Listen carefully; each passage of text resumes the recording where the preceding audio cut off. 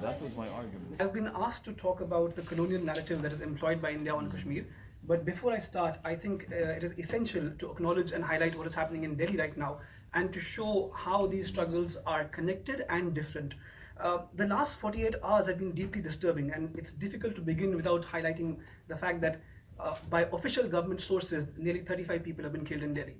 And by unofficial sources, there are as many as 60 people who have been killed in Delhi. It's important to understand that these are people who assert and believe that they are citizens of India. They are dying for an idea of India that they believe in. These last 48 hours only go to highlight to us that and they only reiterate to us that India is a nation that has been built on bloodletting of its own people.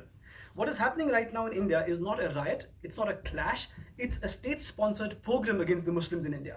And it is a direct result of the disgust for Muslims that has been fostered by men like Narendra Modi and his followers. Arvind Kejriwal will go down in a long list of illustrious Indian leaders who did nothing or too little to save the most vulnerable amongst us. He'll go in the line of Rajiv Gandhi, who made the statement just after the 1984 massacre of Sikhs, that when a big tree falls, the ground shakes. So this is how the Indian state has often normalized and legalized in some ways massacres that have taken place under them. Or the Nelly massacre, where Vajpayee went on to say in one of his speeches, the Nelly massacre is a massacre in Assam where nearly 3,000 Muslims were killed in a span of a few hours. So Vajpayee, just before this massacre, in one of his speeches was quoted as saying that foreigners have come over here and the government does nothing. What if they had come to Punjab instead? People would have chopped them to pieces and thrown them away. Or we also know of the Gujarat riots or Advani before the Babri Masjid demolition. So all these incidents reiterate that this is a land which has been built on bloodletting of its own people. And from a Kashmiri perspective, why would we as Kashmiris want to associate with this heritage of bloodletting and this heritage of massacres? This is the treatment basically which is meted out to people who believe that they are citizens of India and they believe that they are Indians, let alone the treatment which would be meted out to people who do not consider them to be Indians. But since this is a panel of Kashmiris, as Kashmiris, it's important for us to assert to mention that we extend our unconditional solidarity to Indians who are suffering right now and Indians who are facing oppression right now, because we know what it means to suffer merely because you ask to be treated with dignity and respect. It is undeniable that in many Muslim areas in India right now, the police action has been brutal in Muslim areas. But it is also undeniable that this is a leaf that the government is taking out of its playbook which is used in Kashmir. But it is important to understand that this is one leaf. We have experienced that entire playbook which has been utilized against us at will for the last 72 years. And we have faced abject silence from Indian society while we have suffered these things. The fundamental difference is that the fight in India is a fight to save the idea of India. The fight in Kashmir is a fight which rejects the imposition of India on us against our will. It is because of this fundamental difference that there is utter silence, apathy, and even casualness in the way Indians approach Kashmir. But Indians must understand that it is because of their inability to be shocked at what happens in Kashmir which has paved the way for their own repression as well. Despite that, as Kashmiris, we stand in solidarity with Indian Muslims because we know what it is like to suffer like this. Our support to them is unconditional in the hopes that their support to us will also be unconditional one day. Now, since I've been asked to talk about the colonial narratives, I thought that it would be interesting to highlight this document which has been chanted and people have pledged their allegiance to this document across protests in India. But from a Kashmiri perspective, what do these words mean to us? This is the preamble of India, and in many senses, Kashmiris view this as the fountainhead of colonization, because this is the document that gives authority to all laws that are present in Kashmir. Now, I want to draw attention to the clause on fraternity, which reads basically that we the people of India, having solemnly resolved to constitute India and to secure to all its citizens fraternity, assuring the dignity of the individual and unity of the nation. When this clause was being debated on in 1948, Pratapi Sitaramaiah, who was the president of the Indian National Congress, wanted unity of the nation to precede dignity of the individual. But that proposal was struck down on the understanding that there can be no unity of the individual if there is no dignity, there can be no unity of the nation if there is no dignity of the individual. But the last 72 years of experience as a Kashmiri teaches us that there is no dignity of the Kashmiri individual within this union. And if I were to analyze this document on its other words as well, to see how they fall hollow in our experience. In terms of justice, what justice has been meted out, as the speaker before me pointed out, to the victims of Kunan Pushpora or to Sopor or to Matsil? What justice has been meted out to someone like even Afzal Guru or Maqbul Bhatt? Afzal Guru was hanged for the collective conscience of India. Maqbul Bhatt was hanged without even a signed confirmatory order of the lower court. So what justice are we talking about? If we talk about economic justice over here, right now, after the last 6 months of economic blockade, of communications ban, we are standing on nearly $2 billion lost in $2 billion lost in Kashmir because of all businesses that have suffered, all e-commerce that has suffered in Kashmir.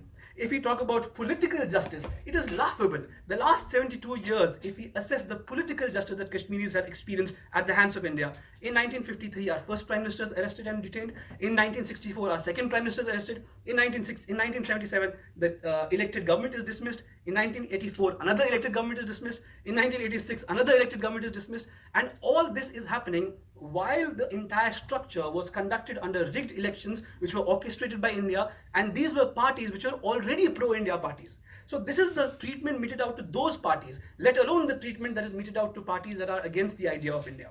So at every word in this document, it is questionable at what level it has been meted out to Kashmiris.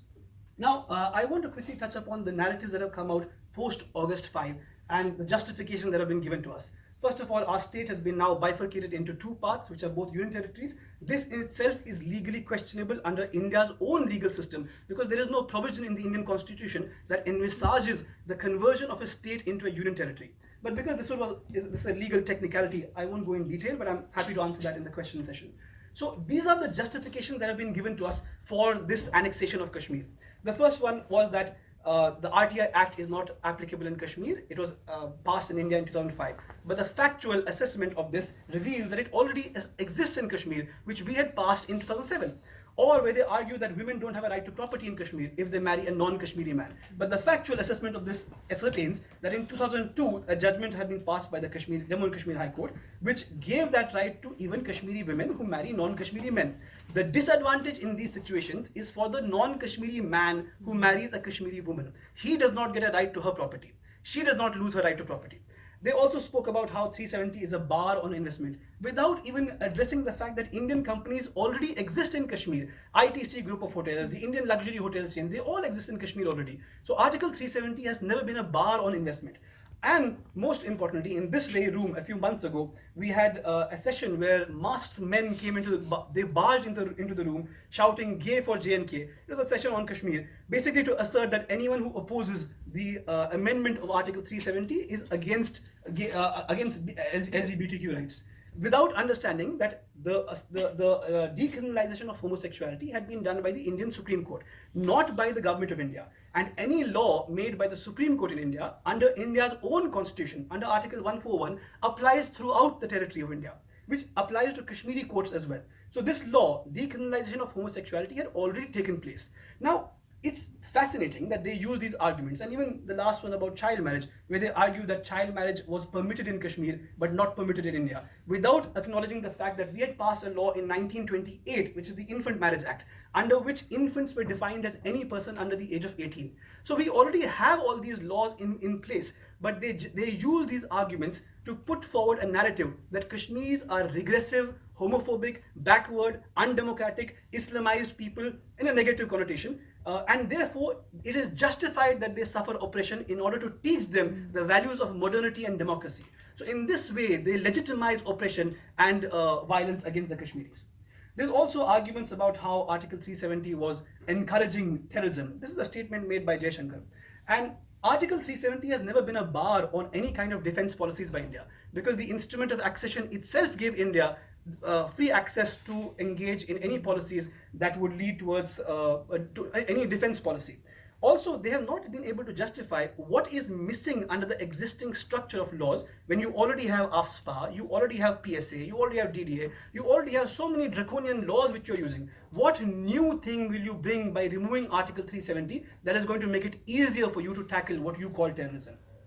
There's also an argument that Article 370 had benefited only a certain section of Kashmiri population, by which he's hinting at Abdullahs, Muftis. This is Amit Shah, who's the Home Minister of India. He made this statement in Parliament that these families have monopolized, these elites have monopolized power in Kashmir. And again, this is laughable because anyways, these so-called elites who come to power, they came to power within Indian elections, Indian elections that were conducted by the Indian government. So either you consider them as legitimate because they've been elected by people, or you consider them as illegitimate because anyways, a majority of the Kashmiri population boycotts these elections. So when it's convenient for the Indian government, they legitimize these leaders. When it's not convenient for them, they delegitimize them. This has been a tactic right since 1953. Till 53, as long as Sheikh Abdullah was in favor of the Indian government, he did not say anything against them, he was the most legitimate ruler there. The moment he went against them, he was delegitimized as someone who was playing a fraud on the constitution of Kashmir. So this is something that has continued all through. And in every era, new faces, new people have been propped by Delhi in Kashmir to serve as their next lackey, their next client government in Kashmir. And even now we are seeing these faces come up. A new government will soon come to power with or without the consent of people. Whether they have 1% vote, 2% vote, 70% vote, it doesn't matter. Everything will pass off. But it's interesting that even now, right, as we speak right now, for the last nearly 2 years now, we have had no elected government in place in Kashmir. So even that facade of this procedural democracy in Kashmir, because this is not it's just a functional democracy, it's a procedural democracy. You have regular elections, you have people coming out to vote, but you don't listen to what the people want in Kashmir. So there is no expression, there is no acceptance of the expression of the people's political will. But you have a functional democracy in name in Kashmir. But even that functional democracy is not present right now. All those leaders who were already pro-India are in jail, in detention right now. So these are different arguments that had come up, and one of them was also how SCs and STs are being subjugated in Kashmir, and therefore we have to annex this entire state.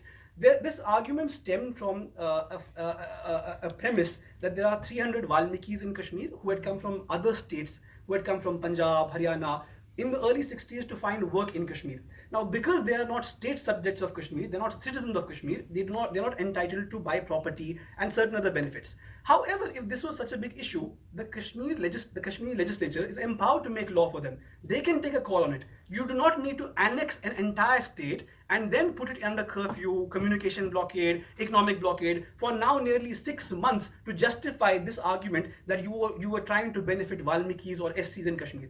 And we already know the treatment that is meted out to SCs. Look at Uttar Pradesh. There are 13 lakh Valmikis in Uttar Pradesh who suffer from political exclusion. They have no land rights. They have no, the kind of social mobility that the impediments on their social mobility. So there is no real concern over here to benefit these people. These are just colonial narratives that have been put out to justify an action by the government of India. And finally was the main argument, which is that of development in Kashmir, where they're saying that by removing 370, they'll suddenly pump in a lot of money and all these companies are lined up to invest into Kashmir. First of all, Kashmir outperforms almost all Indian states on every parameter of Human Development Index.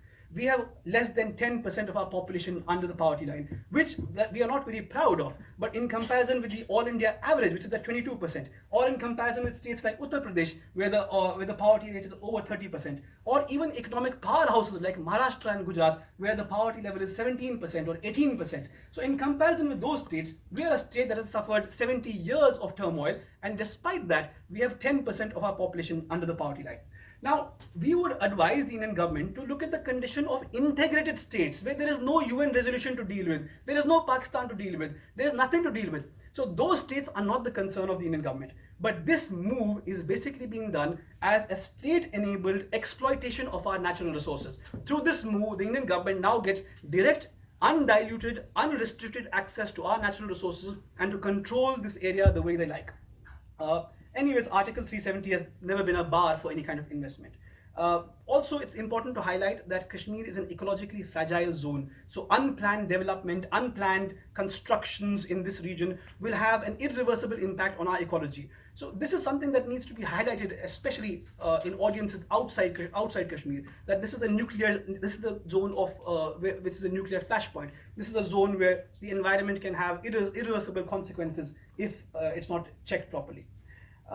I also quickly want to touch upon, if I have enough time left, I quickly want to touch upon Article 370 itself and how this is not any normal article in the Constitution of India. it's the representation of an international treaty which was signed between the sovereign republic, the sovereign kingdom of Kashmir, and a representative of India. So the instrument of accession itself restricts India's powers only to defense, external affairs, and communication. Apart from this, it doesn't give India access to anything.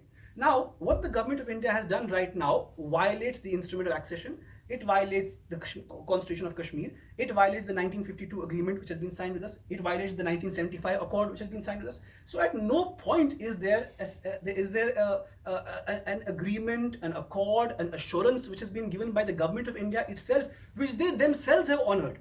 So they have violated their own laws.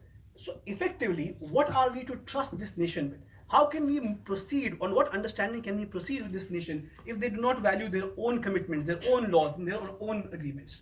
So all of these things have been rendered meaningless in the political fraud that has been played upon us right now. This is the text of Article 370, where at every point, the article says that you cannot make any changes, depending on the kind of change that has to be made, either without consultation of the government of the state or without the concurrence of the Constituent Assembly of the state, which dissolved in 1956. Now, it seems like an ironclad guarantee that has been given to the people of Kashmir, that if you want to extend a part of the constitution, you take concurrence of the elected state government. If you want to amend or abrogate Article 370, you have to take concurrence of the Constituent Assembly. However, the fraud that is played on us, this is the order that came out on August 5, which basically implies that Constituent Assembly will mean Legislative Assembly, Legislative Assembly will mean Governor, and Governor is that person who's appointed by Government of India, not elected by Kashmiris. So the Governor in Kashmir is not an elected representative. He doesn't represent the political will of the Kashmiris. So this is essentially the fraud that has been played upon Kashmiris, where our political will has been disregarded at every point of time. And in conclusion, all that I can say is that ours is an intergenerational struggle which has taught us steadfastness and resistance. And India has to come to a point where it understands that no siege, no communication blockade, no repression, no torture, nothing is going to deter the Kashmiris from the pursuit of our ethically consistent struggle. In the last 7 decades, Kashmir has seen many accords and many interlocutors, many back-channel talks, which form a long list of failed attempts by India to arriving at a solution for Kashmir. The reason that all these attempts have been met with consistent failure is because India wants to hear an answer which Kashmiris are not willing to give. And India does not want to hear any other answer. India is blinded by a sense of nationalism and a sense of dominion over the Kashmiris, because of which they have consistently shown that they lack the faculties to accept that we Kashmiris see ourselves as self-affirmed citizens of our state with the full capacity to decide our future. Unless we arrive at that understanding, there can be no imagination of a peaceful future ahead. Thank you.